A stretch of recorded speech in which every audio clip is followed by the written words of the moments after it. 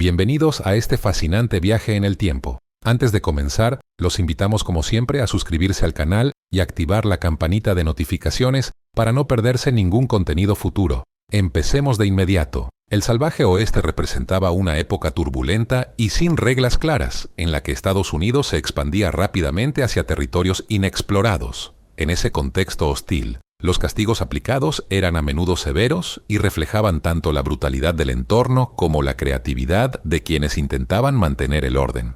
En este viaje al pasado exploraremos algunas de las penas más duras e impactantes que se aplicaban en aquellos años difíciles. Entre las formas más comunes y reconocibles de castigo en el salvaje oeste se encontraba la horca, un método que dejó una huella oscura en todo el periodo. A diferencia de otras épocas o lugares, la ejecución por ahorcamiento en el oeste tenía una gravedad particular. Las vastas extensiones de tierra y la escasez de fuerzas del orden dificultaban la existencia de un sistema judicial eficaz y estructurado, lo que a menudo conducía a aplicar la justicia de manera apresurada, cuando no arbitraria. Las ejecuciones se llevaban a cabo públicamente, atrayendo multitudes de toda la comunidad. En parte, se trataba de una expresión de sentido cívico, pero no faltaban quienes asistían movidos por la curiosidad o el deseo de entretenimiento. Las horcas se erigían en los centros de las ciudades o en puntos visibles, con el objetivo de enviar un mensaje claro. Quien violara la ley pagaría las consecuencias de forma pública. El ambiente podía incluso adquirir un aire festivo, con vendedores ambulantes y niños corriendo entre la multitud, en marcado contraste con la gravedad del evento. Además de la justicia oficial, existían grupos de vigilantes que actuaban por su cuenta. Estas milicias populares recurrían con frecuencia a la horca como herramienta principal para imponer lo que consideraban justicia, sin juicios ni sentencias formales. En un contexto tan inestable, no era fácil distinguir entre el orden legal y la justicia arbitraria impuesta por la multitud. La horca era así un símbolo poderoso de la dificultad de mantener la ley en territorios donde la frontera entre civilización y barbarie estaba en constante transformación. Era al mismo tiempo una condena, una advertencia y un reflejo de la dura realidad de aquellos tiempos salvajes. El salvaje oeste fue una época de frontera, dominada por tierras extensas, leyes débiles y una creciente necesidad de imponer orden. En este entorno áspero e inestable, los castigos no solo servían para mantener un mínimo de control, sino que también reflejaban el ambiente hostil y la mentalidad pragmática de los colonos. Entre los más temidos estaba la horca, un método común y cruel que marcó profundamente ese periodo. Las ejecuciones eran a menudo públicas y se llevaban a cabo en los centros urbanos o en lugares visibles, con el fin de disuadir la conducta criminal. El evento atraía a toda la comunidad, no solo por un sentido de justicia, sino también por una morbosa curiosidad. Vendedores ambulantes, niños y ciudadanos se agolpaban como si fuera una fiesta. Las fuerzas del orden, con poco personal, aceleraban los procesos judiciales, y los grupos de vigilantes tomaban la iniciativa para aplicar su versión de la justicia, muchas veces sin juicio. Así, la línea entre legalidad y venganza se volvía peligrosamente difusa. Otros castigos crueles eran la flagelación y los latigazos, heredados de civilizaciones antiguas y aún más brutales en el ambiente severo del oeste.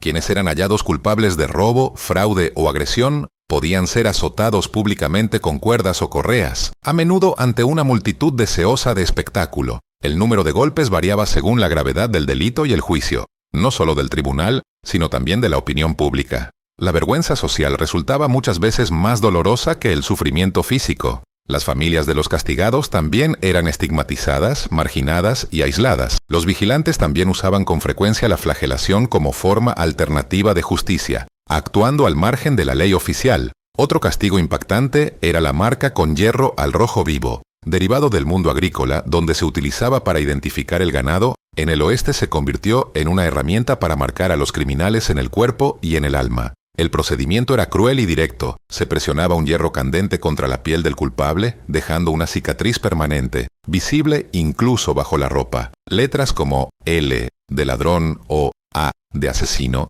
indicaban la naturaleza del crimen cometido. En lugares sin regulaciones estrictas, los vigilantes marcaban a personas incluso sin pruebas, guiados solo por la sospecha. Esta marca hacía imposible empezar una nueva vida. El pasado se volvía imborrable. La marca dejaba consecuencias psicológicas devastadoras. En una sociedad donde la reputación lo era todo, quien buscaba una segunda oportunidad se encontraba con todas las puertas cerradas para siempre. Era una condena social además de física. Para subrayar aún más la importancia de la vergüenza pública, se usaban instrumentos como empalizadas y pilares. Estas estructuras de madera, erigidas en el centro de las ciudades, se utilizaban para inmovilizar a los criminales en posiciones humillantes, expuestos al juicio y los insultos de los transeúntes. Las empalizadas atrapaban la cabeza y las manos, mientras que los pilares eran plataformas elevadas donde las personas eran atadas y exhibidas. La población podía lanzarles basura, burlarse o, en raros casos, ofrecer ayuda. Estos castigos estaban reservados para delitos morales: adulterio, embriaguez, engaño, que no eran lo bastante graves como para merecer la muerte, pero sí considerados ofensivos para la moralidad comunitaria. Aunque la ley parecía débil, las normas sociales y el sentido colectivo del orden estaban lejos de estar ausentes. En el salvaje oeste, donde la línea entre justicia y venganza era a menudo delgada, castigos como estos servían como recordatorio constante de que romper las reglas, escritas o no, conllevaba consecuencias duras, visibles y muchas veces irreversibles. En el despiadado corazón del salvaje oeste, las llamadas chain gangs, cuadrillas de cadenas, representaban uno de los símbolos más evidentes del trabajo forzado y del castigo extremo. Los prisioneros, encadenados entre sí por los pies con grilletes pesados, eran obligados a moverse, trabajar e incluso descansar en sincronía. El constante tintinear del metal no era solo ruido, sino un recordatorio sonoro e incesante de su cautiverio. Las condiciones eran brutales, no había atención médica, las heridas se infectaban fácilmente y los guardias, a veces despiadados, infligían castigos arbitrarios. Aunque en teoría estas cuadrillas servían como medio de rehabilitación y trabajo público, en la práctica representaban un círculo vicioso de degradación, esfuerzo y sufrimiento. La justicia en el oeste no siempre seguía caminos oficiales. Cuando no había tribunales o estos eran ineficaces, surgía la llamada justicia vigilante. Los vigilantes, grupos de ciudadanos autoproclamados defensores de la moral y el orden, actuaban al margen de la ley para llenar el vacío institucional. En muchos casos, bastaba una acusación o una sospecha. El supuesto culpable era capturado durante la noche, sometido a un juicio sumario y condenado, a menudo a la horca, sin pruebas ni defensa posible. Esta justicia rápida y cruel reflejaba la constante tensión entre el deseo de orden y el peligro de la venganza personal. A veces, los grupos de vigilantes adquirían tanto poder que desafiaban a la autoridad oficial, creando nuevas formas de poder no regulado. Otro castigo, raro pero legendario, era el paso por la quilla. Aunque más conocido en la marina, se dice que también se practicaba en los ríos de la frontera americana. La persona era atada y arrastrada bajo la quilla de un bote, a través de aguas frías y turbias. Este castigo causaba heridas profundas, pánico y, a menudo, traumas psicológicos duraderos. Aunque no era común, la sola posibilidad de sufrirlo bastaba para infundir miedo. Era una herramienta disuasoria poderosa que alimentaba la mitología cruel de la justicia en la frontera. Finalmente, existía el temido guantelete, the gauntlet, un castigo colectivo con raíces en muchas culturas antiguas que adquirió un significado particular en el contexto de la frontera. El condenado debía correr entre dos filas de personas que lo golpeaban con palos, piedras o puños, gritándole insultos. Para algunas tribus nativas americanas, el guantelete formaba parte de rituales de paso, pero para los colonos se convirtió en una forma de avergonzar y castigar públicamente a quienes eran considerados rebeldes, ladrones o espías.